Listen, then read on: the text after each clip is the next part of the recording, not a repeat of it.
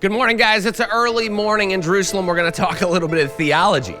For all you Christians out there, there's a prophecy in the Christian Bible, in the Gospels, that Jesus says not one stone would be left upon the other, speaking of the traditional site of the temple. Now, is that a problem for Christians? We're standing on the Mount of Olives right now. To our west is the Old City, and as you can see, there's a lot of ancient stones, ancient walls, many of them from the times of the Second Temple, some from even before that. Although this seems like a massive issue, let's go examine the facts. It says Jesus left the temple, was walking away when his disciples came up to him to call his attention to its buildings. Do you not see all these things? Assuredly, I say to you, not one stone shall be left here upon another that shall not be thrown down. If you go to Jerusalem today, you're going to see this big high-walled structure.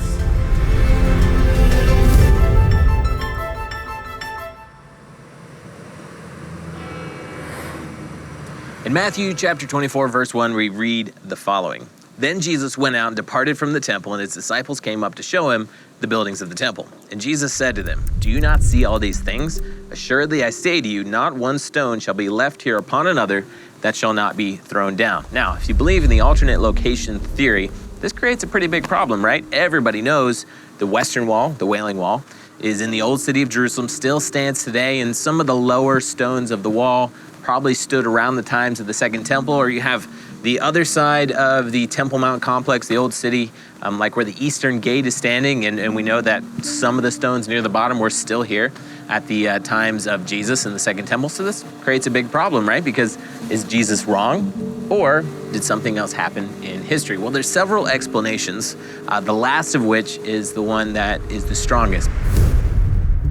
First, we read in this passage, there's several of the Gospels recount what Jesus said, but in this specific passage, it says that the disciples were showing Jesus the buildings of the temple. Now, if we put it in the context of the preceding verse, he's talking about the buildings. And that's true. There is not a building that's standing above ground. There are places I can take you to, I can show you traces of the temple on the surface, but there's no stone standing on top of another. We do know from Josephus in the history books that Titus and the Roman army completely destroyed the Jewish temple, destroyed the buildings, destroyed everything. So that's one explanation, is that Jesus was talking about the buildings of the temple, and yes, they were completely destroyed.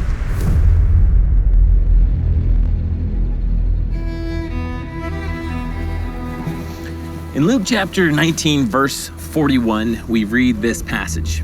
Now, as he drew near, he saw the city and wept over it, saying, If you had known, even you, especially in this your day, the things that make for your peace. But now they are hidden from your eyes, for days will come upon you, when your enemies will build an embankment around you, surround you and close you in on every side, and level you and your children within you to the ground. And they will not leave in you one stone upon another, because you did not know the time of your visitation. Now, in this other passage, we see Jesus using the same figure of speech as when he was speaking about the buildings of the temple being destroyed. And in here, he's talking about the entire city of Jerusalem. Wait a second. We have ruins. We can go to the third wall. I guarantee you, I would have to help you get on the third wall because there's stone after stone after stone. The old city of Jerusalem is absolutely full of archaeology, but right now we need to find archaeology that dates back to the Second Temple.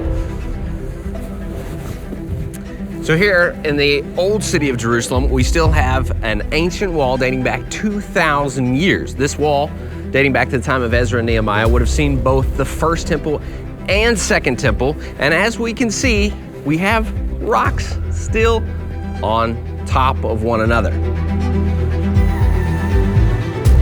There's a lot of stones in Israel, but we're talking about specific stones. Stones that date back 2,000 years ago. That's what we're looking for. You guys know I'm no archaeologist, but there's a few things that everybody in Israel knows. Check this out.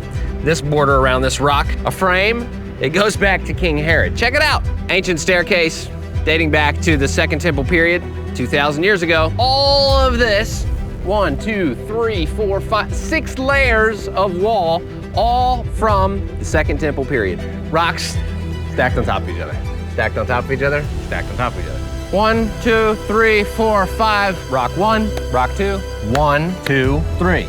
1, 2, 3, 4, 5, 6 layers of stone. According to historians, Titus himself actually left this section of the wall just to show the magnitude, the incredible infrastructure of the Second Temple period walls around Jerusalem. Am I supposed to say, okay, Matthew 24 says not one stone upon another? That's accurate, and I agree, it's accurate. But Luke 19, that's not. We're not going to look at that. Yeshua was mistaken in that one because we have archaeology, we have verified proof that we have all of these locations. What I submit to you is not one stone upon another is an expression, meaning total ruin. The city was in total destruction. So was every single stone torn down? No, but history does tell us that the Roman army completely leveled and destroyed not only the temple, but the whole city of Jerusalem. And then subsequent Roman armies came and put down revolts and drove the Jewish people out. There's even a passage in history that tells us that the Temple Mount was plowed over. History tells us that the city of Jerusalem was completely 100% destroyed. So when Jesus told his disciples that not one stone would be left upon another, speaking of the temple and speaking of the whole city of Jerusalem, that absolutely did happen. Jerusalem was completely and utterly destroyed. No matter how you look at Jesus' prophecy concerning the destruction of the temple on the Temple Mount, it's clear, it fits perfectly with the traditional view that the temple stood on the traditional Temple Mount site. The temple was destroyed, but the surrounding walls, the retaining walls, were not. The retaining walls were not a part of the temple. It's really very clear that when Jesus said not one stone would be left upon another, he was using a figure of speech to not only predict the destruction of the temple, but also the entire city of Jerusalem. At the end of the day, it's really impossible to prove the validity of the theory of the alternate location of the temple using Jesus' words, and should not be done so. Guys, make sure you subscribe, hit that notification bell, because you don't want to miss out on episode 4 when we dig into the massive amounts of archaeological evidence that prove the Jewish temple was right up there. Make sure you subscribe, get the conversation going down below, and tune out the fake news and tune into what is actually happening here in the land of Israel. We'll be back soon here at the Israel Guys.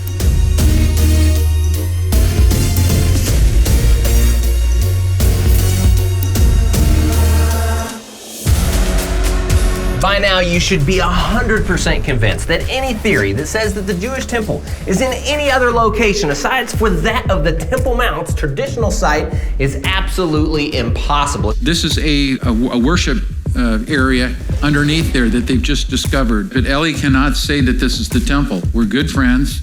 But you understand the pressure that he has. He will be ostracized from his community. This is my finding. There is no connection to King Solomon.